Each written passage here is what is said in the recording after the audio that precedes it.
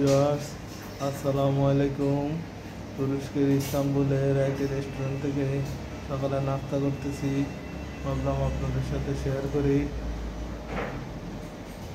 এখানে নাস্তা হলো চিকেন স্যুপ, সালাদ, মরিচ, পুডিং, রুটি। এগুলি হলো সকালের নাস্তা। এসে হোটেল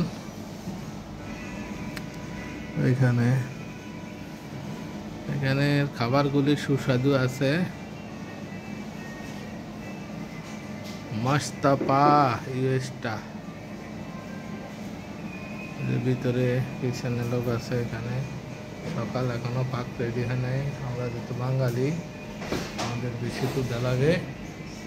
বাইরের প্রথম দেখি খাওয়া রেডি করতেছে।